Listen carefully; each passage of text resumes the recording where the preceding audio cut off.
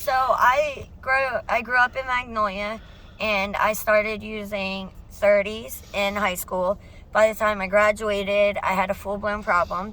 I got accepted to about 5 colleges, but I wouldn't go because my thought was, where am I going to buy my 30s?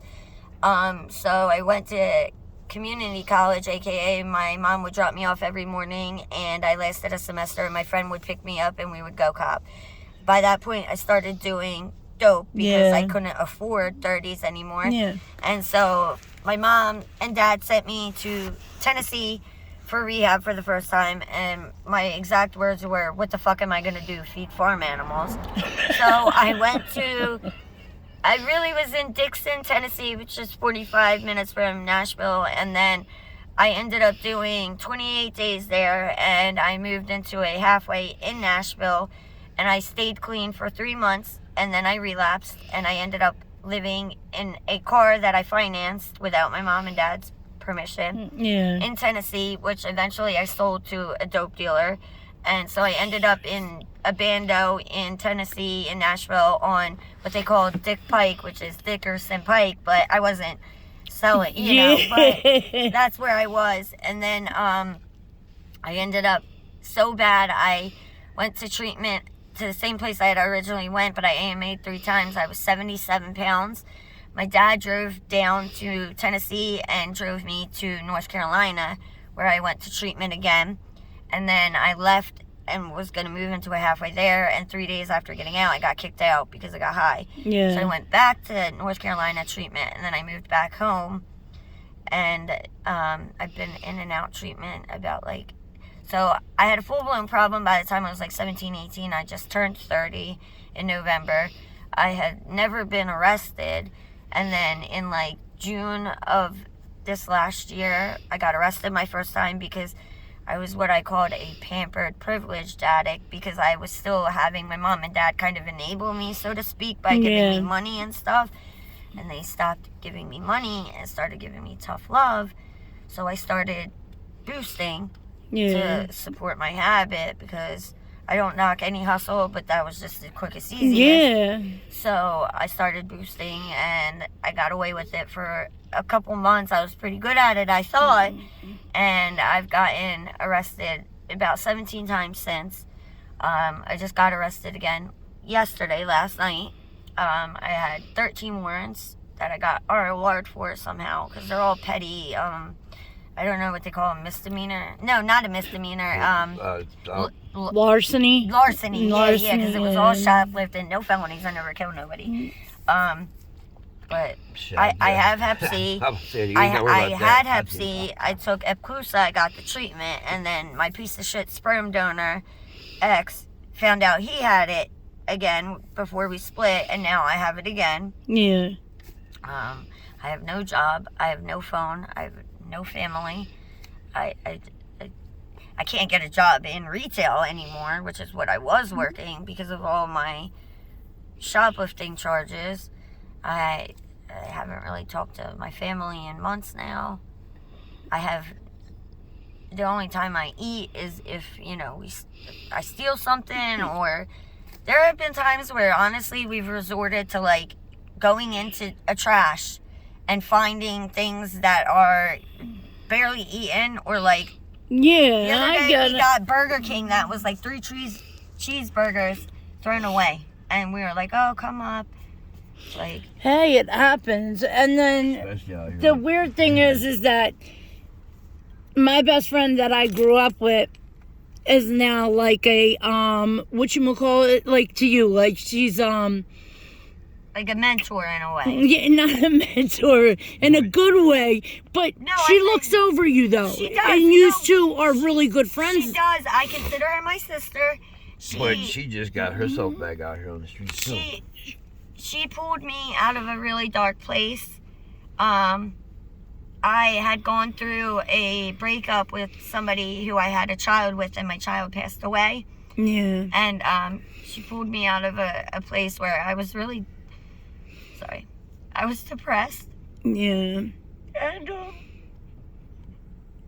it was hard. So, I mean, it's it's so hard talking about the person because she's a very good person, and first time I met you, I'm just sitting there talking to you. You know how you get vibes off people. I get that because I feel like I can pick up on vibes too, and it's one of those things where I say, like, it's so unfortunate the circumstances in which we did meet active addiction, but I know any other circumstance I would have been your friend immediately, and we would have connected and bonded the same way. And unfortunate as it is, I'm thankful that I got to meet her and connect with her and become close with her. In a way, it's like, she's my best friend. She's my sister. She's my psychiatrist. She's my mom. She's everything. I mean, just the other night, these two guys came where we sleep, and they were on PCP, and they were either going to rape us or try and rob us. Yeah. And my foot is swelled. I can't walk. And she's trying to tell me to go away to go get help because she didn't. And the first thing she said was, I wasn't going to leave you to go get help. And I'm like, yeah, but I didn't want to leave you. And then, but that's just it. She takes care of me. She is and when it gets to a point, she's not afraid to, throw her hands either, towards, somebody, when it comes that time, it's that, what is it, fight or flight, they say. One of the first things we bonded over was because we had somebody who was mad at us, and, she slapped us, and I said to her, if you swing, I swing. So now that's, if you swing, I swing, Yeah. She has this stupid little thing she says where she's going to pick me up by my arms and swing me, and I'll kick my feet at everybody. So that's how we're going to dominate the world. But, no, I mean... You no matter what, you were still friends? Did you leave out here?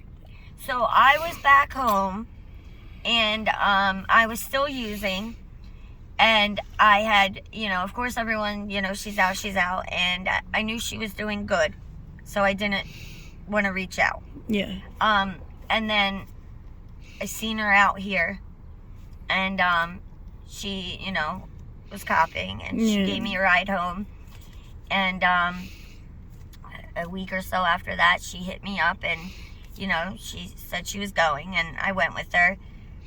And unfortunately, her sublocated shot ran out, and she was getting sick again. What is that flying all back in the window? So, when I had found her again, she skitzed out and she went to the hospital, and she didn't go home, and she couldn't really go home because they were gonna be unhappy. Yeah. So I said, just come live with me again, and so we were back at my house, and we really, really wanted to get clean. So I told my dad, who was like my everything, I said, Dad, don't let us come home if we don't go by this day. And I said to myself, and I said to her, I might regret saying that, because my dad, he's the only one who will answer my calls if I'm in rehab, and I knew because I told him to do that, he would do it. And first night after, he told me, he dropped us at the train, he said, don't come home, you told me I'm not letting you. I stayed out, we stayed out a couple days, and then we did try going home, and they were asleep, so they didn't answer, and then we had to run from the cops and hide behind a dumpster for stealing a soda each from a Royal Farms. I shit you not. So we hid behind a dumpster. It was freezing, and I just haven't tried going back home or talking to my family since. So it's been about two months at the most, probably a month and a half-ish, that we've been back out here. We have a spot where we go and we set up every night. Yeah. And we keep it private. It's just us. But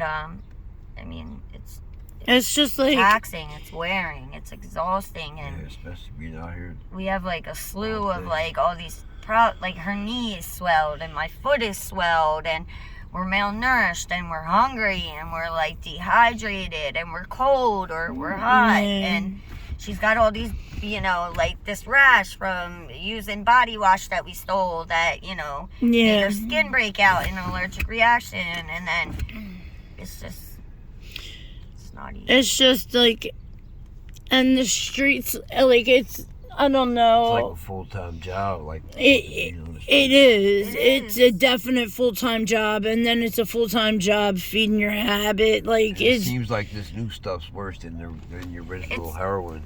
It's so much worse. You don't stay well, you don't get high, and you don't. It's constantly like driving your mind. Use. Yeah. Not even that. I have mental health problems, so I'm bipolar depressive. So whenever I have, you know, at least money or my shot or something to mix, my mind for that minute is at least not dwelling in like the hell of like everything that I don't want to think about. Yeah. So at least when I'm doing that, I'm not preoccupied about everything else that's driving me to like feel like shit or hate myself or, you know. It's kind of like, I don't know, it's just so weird, like, because I feel like I can, like, I bond with you in so many ways because, like, and I know, like, I just went through a major depression. Like, I was depressed. Like, I couldn't come out here, talk to people. Like, every time I see myself, like, on the camera, I'm like, no, I don't look right. Like, I don't want people, I'm so depressed, I don't want people to see me, and I don't want to be around people. Yeah. But it's also, there's nothing worse than being by myself, if that makes sense. Yeah. Like, stuck in my head. I have, you know, I'm manic depressive, so it's like where every day I wake up and I'm like, damn, I didn't die. That sucks. But it's also, so I'm not suicidal active. It's more of like what they call suicidal ideation passively, where it's like I'll think about, damn, I'd rather be dead because it's easier. Yeah. But then at the same time, it's like I know there's a better way of life, and I know, one, I'll never be clean if I don't like tackle my mental health. Yeah. That's just what it is. Like, Yeah, I have think mental health, I everybody have that mental deals with illness, addiction has mental health problems. and I don't All take of us. my medication, Yeah. and that doesn't help. And being depressed, like, I don't want to look at myself, I don't want to be around people, and then I feel bad about myself, and then I feel bad about all the people I'm hurting, and It's like, I know people that, you know, I don't know about the Sublocade. That's Suboxone, right? yeah, it's the shot, It's like, yeah. It's like 28, you have to get It's like a every 28 28 day days. shot, yeah. Well, they say it's 28 to like 31 days or something. What's it melt? It melts slowly into your system or Yeah, something? it's supposed to help with like cravings and keep you not sick. You have to be on subs before you get the sub. Yeah, that's what I'm saying. It's like a long-term sub. It's right? like a long-term sub, time yeah. sub or some shit. And It's crazy. They can make a sub that they just she shoot was in the last talking 30 really, days. really well about it. I wanted it, actually. I had asked about it at Yeah, Cooper. because now they give it to you in the county jail if Well, you want to get on it. Well, don't they? yeah. I was told that I was too underweight and that it wouldn't even affect me and that I had to gain weight. Yeah, I left the office crying. But Melissa, sorry. Yeah, the other girl. Anyway, but people have stayed clean on methadone too. I was on methadone. I was on methadone when I was pregnant with my child. I was between 12 and 16 weeks when I found out I was pregnant, so I had to stay on the methadone. And I was at the lowest therapeutic dose for a pregnant person. Yeah. And I mean, I was going every couple of days, and even if I skipped a couple of days, it builds up in your bone marrow, so you still don't feel sick. And I like the methadone better than like the sub strips itself. But the Sublocade, I really want to do, and I've heard really, really good things about it. I